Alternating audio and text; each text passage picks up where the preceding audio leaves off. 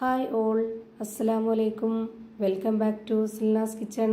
ഇന്നത്തെ റെസിപ്പി നല്ല ടേസ്റ്റി ആയിട്ടുള്ള ഒരു വെറൈറ്റി ആയിട്ടുള്ള ഒരു അടിപൊളി പലഹാരത്തിൻ്റെ റെസിപ്പിയാണ്.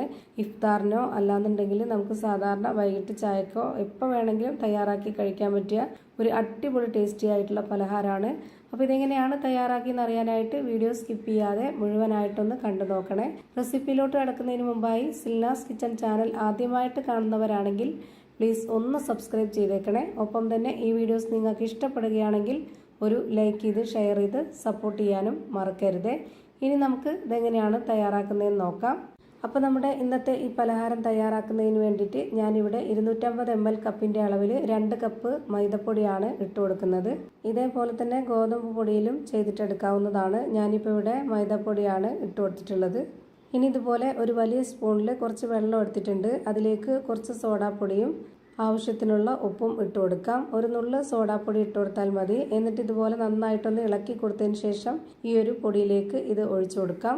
ഇനി ഈ മാവൊന്ന് കുഴച്ചിട്ടെടുക്കാൻ വേണ്ടിയിട്ട് ഇതിലേക്ക് 250 ml കപ്പിൻ്റെ അളവിൽ 1 കപ്പ് വെള്ളമാണ് ഒഴിച്ചു കൊടുത്തിട്ടുള്ളത്. ഇനി ഇത് നന്നായിട്ടൊന്ന് കുഴച്ചിട്ടെടുക്കാം. ഈ ഒരു വെള്ളം ഈ പൊടിക്ക് കറക്റ്റ് ആയിട്ടുണ്ട്. ഇപ്പം ഞാൻ ഇതുപോലെ നന്നായിട്ട് കുഴച്ച് വെക്കുന്നുണ്ട്.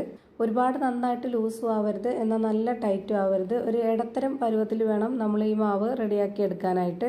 ഇനി ഇതൊരു 10 മിനിറ്റ് റെസ്റ്റ് ചെയ്യാനായിട്ട് മാറ്റി വെക്കുന്നുണ്ട്. ആ ഒരു സമയം കൊണ്ട് നമുക്ക് ഇതിലേക്കുള്ള ഒരു കൂട്ട് തയ്യാറാക്കാം. അതിനായിട്ട് ഞാനിവിടെ ഒരു പാൻ സ്റ്റവിലേക്ക് വെച്ച് ഫ്ലെയിം ഓൺ ആക്കി കൊടുത്തിട്ട് അതിലേക്ക് കുറച്ച് ഓയിൽ ഒഴിച്ചു കൊടുത്തതിന് ശേഷം ഓയിലൊന്ന് നന്നായിട്ട് ചൂടായിട്ട് വന്നപ്പോൾ 2 സവോള കട്ട് ചെയ്തതാണ് ഇതിലേക്ക് ഇട്ട് കൊടുത്തിട്ടുള്ളത്. ഇനി ഇതിലേക്ക് എല്ലില്ലാത്ത കുറച്ച് ചിക്കൻ പീസ് എടുത്തിട്ട് ഇതുപോലെ കട്ട് ചെയ്തിട്ട് അതും കൂടി ഇതിലേക്ക് ഇട്ട് കൊടുത്തിട്ടുണ്ട്.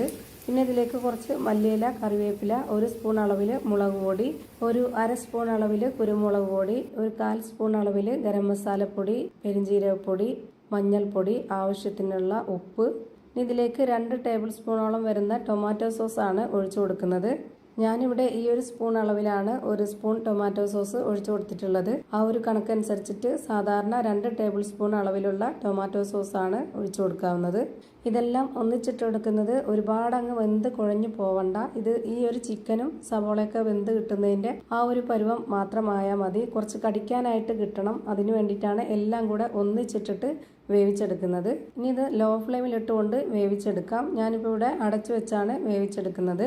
ഇതിന് വെന്ത് വരുന്ന ആ ഒരു ടൈം ആകുമ്പോഴേക്ക് നമുക്ക് നേരത്തെ റെസ്റ്റ് ചെയ്യാനായിട്ട് മാറ്റി വെച്ചിരുന്ന ആ ഒരു മാവ് ഇതുപോലെ കൗണ്ടർ ടോപ്പിലേക്ക് ഇട്ട് കൊടുത്തതിന് ശേഷം കുറച്ച് ഓയിൽ ഒഴിച്ചു കൊടുത്തിട്ട് ഇതുപോലെ നന്നായിട്ട് ഒന്നുകൂടെ ഒന്ന് കുഴച്ചിട്ടെടുക്കാം. ഇനി ഇതുപോലെ ബോൾസ് ആക്കി എടുത്തതിന് ശേഷം ഇതൊന്ന് 2ആയിട്ട് കട്ട് ചെയ്തെടുക്കുന്നുണ്ട്. ഈ ഒരു മാവിൻ്റെ കറക്റ്റ് ആയിട്ടുള്ള പരുവം നിങ്ങൾക്ക് കാണുമ്പോൾ തന്നെ മനസ്സിലാവുന്നുണ്ടാവും. നല്ല സോഫ്റ്റ് ആയിട്ട് കുറച്ചൊന്ന് കുഴഞ്ഞിട്ടാണ് ഇരിക്കുന്നത്. ഇതേ പരുവത്തിലാണ് നമ്മൾ ഈ മാവിനെ റെഡിയാക്കി എടുക്കേണ്ടത്. എന്നാലാണ് ആ ഒരു കറക്റ്റ് ടേസ്റ്റും ആ ഒരു പെർഫെക്റ്റ് ഒക്കെ കിട്ടുള്ളൂ നമ്മുടെ ഈ ഒരു പലഹാരത്തിന്.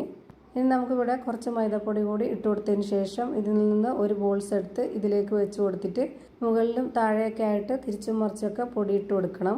ഇതുപോലെ നന്നായിട്ടൊന്ന് പരത്തിയെടുക്കാം. ഞാനിപ്പോൾ ഈ മാവിനെ ഇത്രയും വലിപ്പത്തിലാണ് പരത്തിയെടുത്തിട്ടുള്ളത്. ഇനി നമുക്കിത് വേറൊരു പാത്രത്തിലേക്ക് മാറ്റാം. അടുത്തതായിട്ട് മറ്റേ ബോൾസും കൂടി ഇതുപോലെ വെച്ച് കൊടുത്തിട്ട് നന്നായി പൊടിയിട്ട് കൊടുത്തതിന് ശേഷം ഇതേപോലെ തന്നെ നന്നായിട്ടൊന്ന് പരത്തിയെടുക്കാം. ഇപ്പം ഞാൻ ഈ പരത്തിയെടുത്ത 2 മാവും ഒരു പാത്രത്തിലേക്ക് മാറ്റിയിട്ടുണ്ട്. ഇനി നമുക്ക് വേവിക്കാനായിട്ട് വെച്ചിരുന്ന ആ ഒരു മസാല വെന്തോന്നൊന്ന് നോക്കാം. ഇപ്പോൾ നന്നായിട്ട് വെന്ത് വന്നിട്ടുണ്ട്. ഇതിനി വേറൊരു പാത്രത്തിലേക്ക് മാറ്റാം. എന്നിട്ട് അതേ പാൻ തന്നെ വെച്ച് കൊടുത്തതിന് ശേഷം അതിലേക്ക് കുറച്ച് ഓയിലൊന്ന് ഒഴിച്ചു കൊടുത്തിട്ട് ഇതുപോലെ നന്നായിട്ടൊന്ന് സ്പ്രെഡ് ചെയ്ത് കൊടുക്കുന്നുണ്ട്. ഇതുപോലെ ഓയിൽ നന്നായിട്ടൊന്ന് സ്പ്രെഡാക്കിയതിന് ശേഷം പരത്തിയെടുത്ത മാവിൽ നിന്നും ഒരെണ്ണം എടുത്ത് ഇതുപോലെ ഇട്ട് കൊടുത്തിട്ട് ഈ ഒരു പാൻ ഫുള്ളായിട്ടൊന്ന് കവർ ചെയ്ത് ഇട്ട് കൊടുക്കുന്നുണ്ട്. മൈദമാവ് ആയതുകൊണ്ട് നമ്മൾ പിടിക്കുമ്പോൾ തന്നെ അത് നന്നായിട്ട് വലിഞ്ഞു പോവും. അപ്പോൾ കറക്റ്റ് ഒരു ഷേപ്പിൽ കിട്ടാൻ വേണ്ടിയിട്ടാണ് ഇതുപോലെ മുകളിലേക്ക് വെച്ച് കൊടുത്തിട്ടുള്ളത്. ഇപ്പം ഞാനിതിൻ്റെ ഫ്ലെയിം ഓണാക്കി കൊടുത്തിട്ടില്ല. ഇപ്പോൾ തന്നെ ഓണാക്കി കൊടുക്കേണ്ട ആവശ്യമില്ല. ഇനി നമുക്കിതിലേക്ക് വേവിച്ച് വെച്ചിട്ടുള്ള ആ ഒരു മസാല ഇട്ട് കൊടുക്കാം. ഞാനിപ്പോൾ ആ ഒരു മസാല ഫുള്ളായിട്ട് ഇതിലേക്ക് ഇട്ട് കൊടുത്തിട്ടുണ്ട്. എന്നിട്ട് ഇതുപോലെ നന്നായിട്ടൊന്ന് പരത്തി കൊടുത്തതിന് ശേഷം അതിന് മുകളിലേക്കായിട്ട് ഒരു മാവും കൂടെ വെച്ച് കൊടുക്കുന്നുണ്ട്.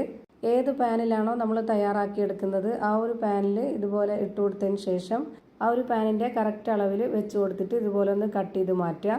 നമ്മളിപ്പോൾ ഇതിൻ്റെ ഫ്ലെയിം ഇതുവരെയും ഓണാക്കി കൊടുത്തിട്ടില്ല. ഇപ്പോൾ തന്നെ ഓണാക്കരുത്. അങ്ങനെ ഓണാക്കി കൊടുത്താൽ നമുക്ക് ഇതുപോലെ ചെയ്തിട്ടെടുക്കാൻ വേണ്ടി പറ്റില്ല.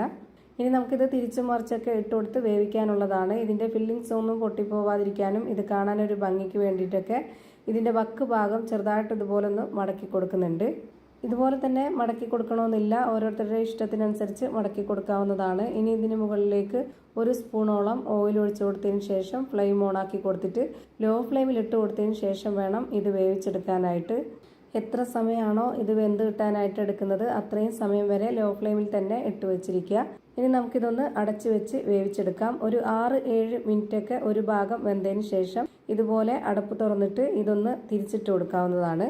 തിരിച്ചിട്ട് കൊടുത്തതിന് ശേഷം ഇതൊരു 3-4 മിനിറ്റ് വേവിച്ചെടുത്താൽ മതി. അപ്പോഴേക്ക് നമ്മുടെ ഈ ഒരു അടിപൊളി ടേസ്റ്റി ആയിട്ടുള്ള ചിക്കൻ കൊണ്ടുള്ള ഒരു പലഹാരം റെഡിയായി കിട്ടും. നല്ല ടേസ്റ്റാണ്. ഇത് കാണുമ്പോൾ തന്നെ നിങ്ങൾക്ക് അറിയാൻ പറ്റുന്നുണ്ടാവും എത്ര നന്നായിരിക്കും എന്നുള്ളത്.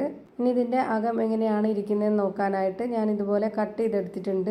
ഇപ്പോൾ ദാ നല്ല ഫില്ലിങ്സോട് കൂടിയ നല്ല ടേസ്റ്റി ആയിട്ടുള്ള ഒരു അടിപൊളി പലഹാരം റെഡിയായി കിട്ടി. അപ്പോൾ ഇത്രയേ ഉള്ളൂ ഇന്നത്തെ വീഡിയോ. വീഡിയോ ഇഷ്ടമായാൽ ലൈക്ക് ചെയ്യാനും കമൻറ്റ് ചെയ്യാനും ഷെയർ ചെയ്യാനും മറക്കരുത്. അതുപോലെ തന്നെ ഞാനിടുന്ന പുതിയ വീഡിയോസ് നോട്ടിഫിക്കേഷനായിട്ട് കിട്ടുന്നതിന് വേണ്ടി സബ്സ്ക്രൈബ് ചെയ്ത് ബെല്ലൈക്കൺ അമർത്തി അതിൽ ഓൾ എന്ന ഓപ്ഷൻ എനേബിൾ ചെയ്ത് കൊടുക്കാനും മറക്കരുത്. പുതിയൊരു വീഡിയോയുമായി വീണ്ടും വരും. Thank you for watching.